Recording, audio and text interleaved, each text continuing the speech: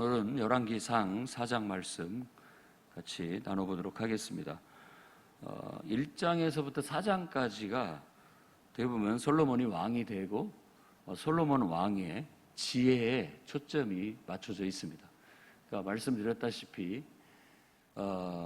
이스라엘이라는 아브라함, 이삭, 야곱의 후손인 이스라엘이라는 공동체는 하나님 나라를 우리에게 예표로 보여주는 것이고, 또 바로 다윗 왕과 솔로몬 왕은 그 하나님 나라의 왕의 이상을 우리에게 제시해주고 있는 거라 할 수 있습니다. 그래서 솔로몬이 우리에게 보여주는 하나님 나라의 왕의 모습은 아주 지혜로워서 번영과 평화를 이룬다라는 그런 모습입니다. 그래서 오늘 말씀은 바로 그 완벽한 모습을 우리에게 보여주고 있습니다. 솔로몬 왕의 번영 그리고 평화. 솔로몬이라는 이름 자체도 샬롬이라고 하는 평화로부터 온 단어입니다. 그래서 솔로몬, 평화롭다 이런 뜻입니다. 그렇기 때문에 그가 왕이 되어 하나님이 주시는 지혜로 온 나라를 잘 다스리니까 모든 사람들이 다 번영하고 그리고 평화로워졌다라고 그렇게 이상을 우리에게 제시하고 있습니다. 그의 통치가 그랬던 것처럼 이제 하나님 나라의 왕으로 이 땅에 오신 예수 그리스도, 바로 그분이 하나님 나라의 왕이 되시고 그분이 주와 그리스도 곧 메시아 왕이 되심으로 인하여 진정한 평화, 진정한 번영이 언젠가 오게 될 거라는 겁니다. 지금이 바로 그 왕 되신 예수를 온 세상에 우리는 알리고 그 왕을 맞으라고 하는, 마치 우리는 그분의 전령, 곧 그분의 일꾼으로서의 역할을 하고 있는 겁니다. 그래서 우리가 주님이 우리의 왕 되신 예수께서 이 땅에 그 왕권을 가지고 나팔과 호령소리 가운데 강림하시기 전에 모든 사람들에게 다 왕을 받아들여라, 모셔드려라 라고 전하는 일을 하는 겁니다. 그게 바로 복음을 전하는 것이고 모든 사람들에게 나아가 예수 그리스도를 믿으라고 하는 겁니다. 예수님을 믿으라 하는 것은 너의 인생의 진정한 주인, 너의 인생의 진정한 통치자, 왕은 예수님이다. 그걸 받아들여라. 그분 앞에 그분을 왕으로서 고백하고 인정하고 그분을 왕으로 섬겨라 라고 말하는 것과 같은 겁니다. 그러면 그분을 왕으로 모시게 되면 이와 같이 그분은 탁월한 지혜와 탁월한 능력으로 결국 온 세상을 번성하게 할 것이고 또 그곳에 진정한 평화가 임하게 할 것이다. 이게 하나님 나라와 그 나라의 왕이신 예수 그리스도에 대한 하나님의 계획이고 뜻이고 지금 그렇게 성취되어서 나가고 있는 겁니다. 오늘 열왕기상 4장을 이렇게 분석해 보면 일단은 1절부터 19절까지가 이제 솔로몬 왕의 행정 조직에 대한 얘기를 하고 있습니다. 1절에서 6절까지는 내각, 그러니까 지금으로 말하자면 청와대를 구성한 것이고 정부를 구성한 것이고, 그 다음에 7에서 19절은 이제 지방관장이라고 해서 지자체 단체장들을 세웠다고 생각을 하면 딱 되겠습니다. 그러니까 이런 조직을 이렇게 보시면 알겠지만 그만큼 나라가 하나님의 나라, 그 공동체를 왕이 잘 조직해서 잘 다스리고 있다라는 것이고, 특히 강조하고 있는 것이 그 지방관장을 세운 것인데, 그 지방관장을 12명을 세워서 그들을 통하여 왕과 왕실의 양식을 1년 내내 각각 한 달씩 맡아서 풍성하게 공급을 하게 됐다라는 거예요. 그러니까 여기서도 보여주는 것은 풍성함입니다. 그리고 왕실의 그 정부, 행정 조직, 내각을 보여주는 것도 그 모든 것 안에 어떤 안정적이고 풍성함, 모든 것들이 질서가 있고 아주 모든 게 순조롭게 잘 돌아가고 있다라는 것을 보여주는 거예요. 이제 이 땅에서는 우리가 주님 오실 때까지는 교회 공동체에 소속되어 교회를 통해서 우리가 하나님을 예배하고 하나님의 뜻을 성취하는 그런 삶을 살게 됩니다. 이건 반드시 구원받은 사람은, 예수 믿는 사람은 교회에 몸담고 그리스도의 몸을 이루어 각각 그 속에서 자기의 소정의 역할을 감당해 나아가는 것이 의무입니다. 우리가 하나님 앞에 구원받은 특권을 누렸다면 거기에 걸맞는 의무도 수행하게 되는데, 어찌 보면 우리는 각각 우리에게 걸맞는 역할, 그걸 갖게 되는 겁니다.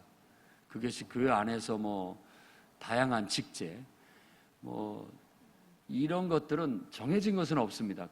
그 공동체에 적합한, 그래서 질서와 조화를 이루고 효율적인 행정과 어떤 효율적인 관리, 사역을 해나갈 수 있는 그런 조직이면 뭐든지 가능합니다.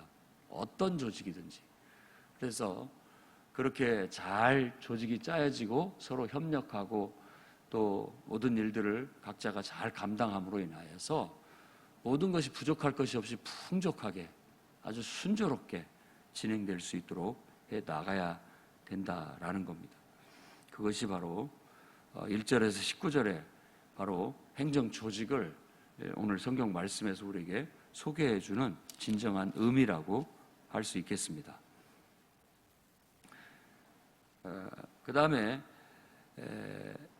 이제 특징적인 것은 내각, 그러니까 왕실, 내각의 국내 대신이 있다라는 거, 이런 것이 특별하고, 또 지방 관장의 12명을 관리하는 두령이 세워졌다라는 거.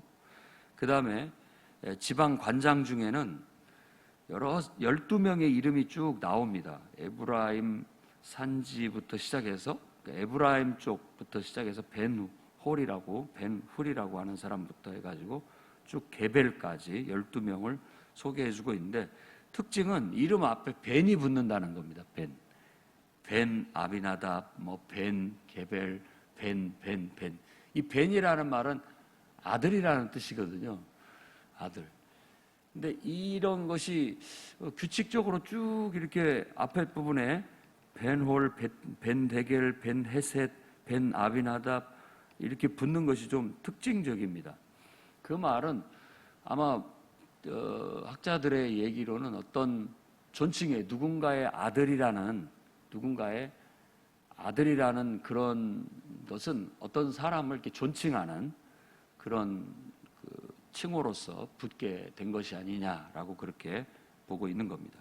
그 다음에 솔로몬의 딸과 결혼한 사람이 2명이 소개되고 있는데, 벤 아비나답하고 아히마아스라고 해서 그들이 관장을 맡고 있다라는 거죠. 그러니까 솔로몬은 결혼한 사람이 1000명이나 해요. 1000명. 다윗 왕은 10명입니다. 100배를 더 많이 가졌다라고 그렇게 얘기해요. 그러니까 그런 것을 우리가 요즘 생각으로 그냥 너무 과한 거 아니야 이렇게 생각하지 말고, 성경에서 말하고 하자는 바는 뭐냐, 그만큼 하나님이 복을 주셨다라는 것을 그런 어떤 문화나 우리들이 이해할 수 있는 용어로 설명하고자 하는 거예요. 그러니까 그런 것의 도덕성이라든지 어떤 윤리적인 것을 따지기 전에 그냥 모든 사람들에게 하나님께서 그에게 지혜와 하나님이 복을 주셔서 솔로몬만큼 그 많은 은혜와 복을 누린 사람은 없다라는 거예요. 그거에 대한 도덕적, 윤리적, 인생적 가치의 평가는 우리는 따로 해야 됩니다. 그래서 전도서에 솔로몬이 얘기했잖아요. 다 누구보다 더 많은 걸 누려봤지만 다 헛되더라. 그것이 사실이에요. 그러니까 그런 것들이 중요한 게 아니에요. 그런 걸 많이 받는 게 중요한 게 아니에요. 거기서 말하고자 하는 바는 하나님께서 그의 인생에 이렇게 많은 은혜와 복을 누리게 하셨다라는 겁니다. 그러니까 어찌 보면 우리도 예수 그리스도를 우리의 왕으로 모시고 그분이 나를 통치하고 다스려 주신다면 우리 인생을 가장 복되고 가장 행복하고 가장 풍성하게 살도록 다스려 주실 것이다, 이끌어 주실 것이다 라는 믿음을 가지라는 겁니다. 오늘 또 우리가 이런 말씀을 통해서 정말 하나님께서 나를 다스려 주시면 가장 이상적인 내 삶을 질서 있고 조화 있고 가장 탁월한 힘을 발휘하고 능력을 발휘할 수 있는 질서, 조직, 틀, 이 모든 것들을 갖추게 된다라는 거예요. 이건 어떤 딱 정해진 조직이나 틀이 있다라는 뜻이 아닙니다. 여러분에게 맞는 가장 이상적인 삶의 질서, 규칙, 조직, 틀이 있어요. 하나님을 통해서 기도하며 하나님이 주신 지혜로 여러분에게 딱 맞는 그 나름대로의 독특한, 여러분에게 적합한 그런 것들을 세워 나갈 수 있기를 바랍니다. 그래서 반석 위에 잘 세워진 집처럼 여러분의 인생이 아주 든든하게 세워져서 그야말로 하나님의 은혜와 축복을 가득가득 담을 수 있고 누릴 수 있는 그런 신앙의 틀, 믿음의 틀, 조직, 이런 것들이, 내 삶의 규칙들이 아주 짱짱하게 세워져서 그 은혜를 누릴 수 있기를 바랍니다. 20절에서부터 이제 34절까지는 바로 솔로몬 왕국의 번영, 평화, 그리고 그의 명성에 대한 이야기가 나타나 있습니다. 일단 이걸 둘로 나눈다면 20절에서 28절까지가 번영에 대한 이야기입니다. 인구가 일단 바다의 모래알 같이 많아졌다. 이거 하나님의 아브라함에게 약속하신 약속의 성취잖아요. 우리가 믿음으로 살고 하나님을 섬기고 하나님을 우리의 왕으로 세우게 되면 이와 같은 복을 받는다는 겁니다. 그리고 먹고 마시고 즐거워하게 되었다라는 것은 인생의 모든 것들이 풍족했다. 여호와는 나의 목자시니 내게 부족할 것이 없다. 부족함이 없도록 살게 되었다라는 그런 복을 이렇게 묘사하고 있는 겁니다. 그 다음에 그의 왕국의 영역을 블레셋, 애굽의 지경, 그러니까 애굽에까지 그리고 블레셋의 영역까지 그의 통치력이 이렇게 펼쳐지게 됨으로써 국방이 안정적이게 되었다라는 걸 보여주고 있는 겁니다. 국방이 안정적이고 또 이웃의 나라들이 이 나라를 섬겼다라는 의미로서 조공을 바쳤다라고 그렇게 말함으로써 이런 큰 번영을 이루고 누리게 되었다라고 말하고 있습니다. 심지어는 저 동편 강 건너까지라고 한다면 우리가 유브라데스 강이 있다는 걸 알 수 있습니다. 동쪽으로 유브라데스 그 너머가 티그리스, 그 메소포타미아 쪽이죠. 거기까지 그의 왕국의 솔로몬 왕의 통치력이 미치게 되어서 그야말로 평화와 번영을 누리게 되었다라는 걸 말합니다. 그 다음에 22절에서 23절은 왕실의 하루 양식을 소개해 주는데 그만큼 풍성했다라고 보여주는 겁니다. 뭐 밀가루가 하루 몇 포대 들어가고 또 뭐 소가 몇 마리 하루, 왜냐하면 왕실의 규모가 있다 보니까 그 왕실 안에서 하루 먹을 양식이에요. 그게 하루 들어갈 양식, 모든 사람들에게 그만큼의 큰 번영을 누리게 되었다라는 것이고 풍족하게 되었다는 것. 그다음에 24절에서 25절은 이제 종합 정리하듯이 바로 평화를 누리게 되었다라는 것을 강조하고 있습니다. 그래서 뭐 단에서부터 부엘사바, 그러니까 저 북쪽에서부터 이 남쪽까지, 우리로 말하자면 백두산에서부터 한라산까지, 백두산에서부터 한라산까지 포도나무 아래와 무화과나무 아래에서 평안히 살았더라라고 그렇게 말하고 있습니다. 그야말로 이상적인 훌륭한 왕의 세워짐으로 인하여 온 나라가 평화와 번영을 이루게 되었다는 걸 보여주고 있습니다. 그다음에 26절, 28절에 마병과 병거에 대한 얘기를 하는데 이것이 어떻게 보면 군사력이죠. 그 나라의 군사력, 탱크가 몇 대고 전투기가 몇 대고 뭐 이런 것들이죠. 그런 것들을 충분히 감당할 수 있는 경제력,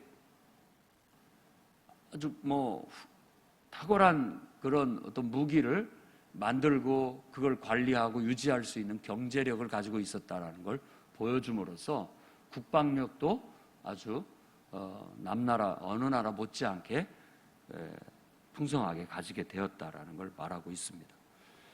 이게 바로 하나님의 복을 받은 그런 이상적인 왕이 통치하는 나라의 번영입니다.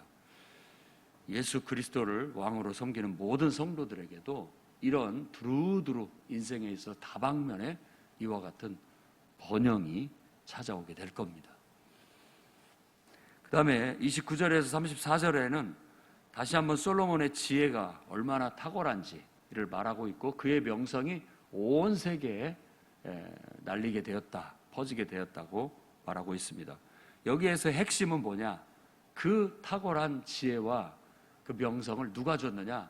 하나님이 주셨다라고 말하는 겁니다. 그게 빠져버리면 전에도 얘기했죠. 바람 빠진 풍선이에요.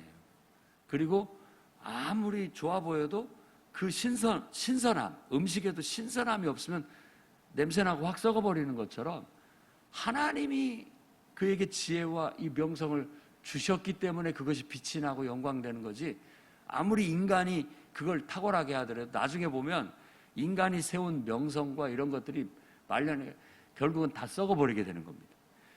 결국 이와 같이 하나님의 신성함이 그와 함께하고 있었을 때에 그의 지혜는 탁월한 빛을 발휘하고 명성은 온 세상에 퍼지게 되었지만 말년에 그가 결국은 하나님을 멀리하게 되고 결국은 그가 끌어들인 세상의 모든 그 어떤 세속적인 또 우상적인 그런 것에 이겨내지 못함으로 인하여 그 빛이 퇴색해버리고 썩어버리게 되는 그런 모습을 보여주고 있는 것입니다.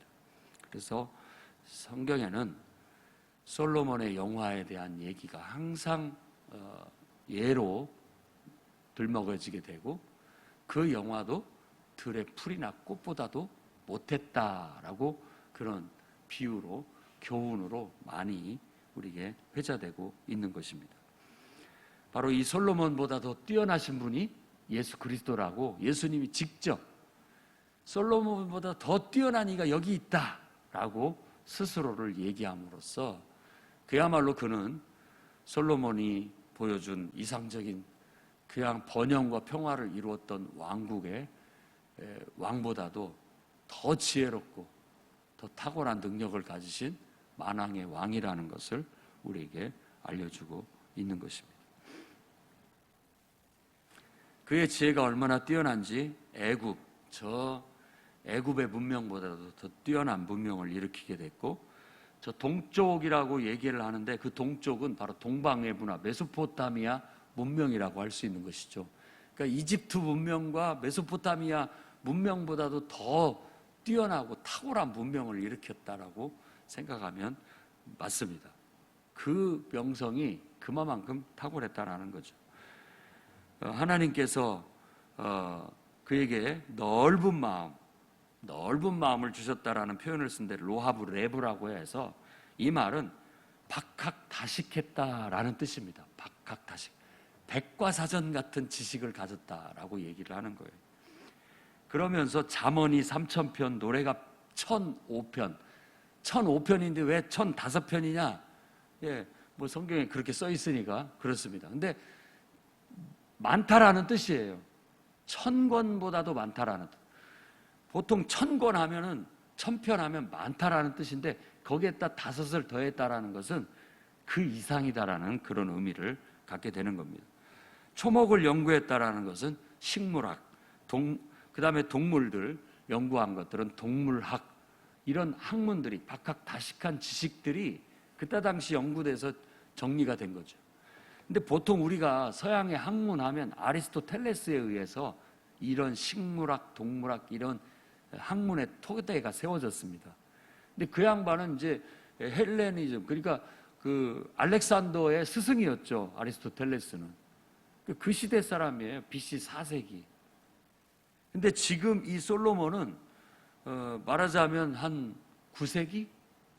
훨씬 그보다 한 500년 전에 그런 탁월한 그런 학문을 발전시켰던 그야말로 독보적인 존재였다라고 성경이 말하고 있는 겁니다. 저는 이런 말씀을 통해서 인간은 하나님을 통해서 개발될 때 가장 최고의 가치와 능력을 발휘한다라는 걸 알 수 있다라는 거예요. 그래서 우리가 이런 말씀을 우리에게 적용을 할 때 우리 자신이 솔로몬이어야 됩니다. 그러니까 솔로몬이 하나님께서 함께 해주시고 그가 하나님에 대한 사랑, 아주 열정적이고 헌신적인 신앙으로 나아갔을 때 하나님께서 그에게 지혜와 부귀와 명성까지도 다 주신 것처럼 우리도 하나님을 향한 사랑, 그 열정과 헌신으로 그분을 섬기며 그분이 우리에게 은혜를 베풀어서 나에게 능력을 주시고 지혜를 주시고 어떤 힘을 주신다면 우리도 이런 태평성대를 이룰 수 있고 이런 번영과 또 명성을, 부귀를 얻을 수 있다라는 그런 믿음을 갖고 여러분이 삶을 살아가시기를 바랍니다. 하나님을 향한 사랑과 열정, 헌신이 우리가 세상을 살아가는, 인생을 사는 열정으로, 헌신으로 나타날 수 있을 때 인간이 가장 탁월해집니다. 그래야 여러분 인생에도 번영과 그리고 평화와 그리고 명성이 따를 수 있기를 바랍니다. 그래서 누구보다도 지도자로서 탁월한 지도력을 발휘하면서 더 많은 사람에게 유익을 주는 사람이 되시기를 바라고, 누구보다도 세상을 옳고 그름을 잘 헤아릴 수 있는 지혜, 해안을 가져서 정말 세상의 질서와 정의를 이룰 수 있는 사람이 될 수 있기를 바랍니다.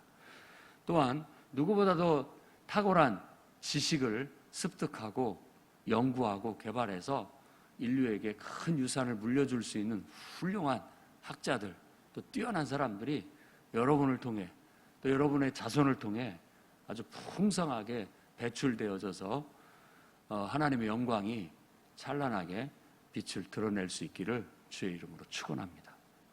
기도하겠습니다. 거룩하신 주여,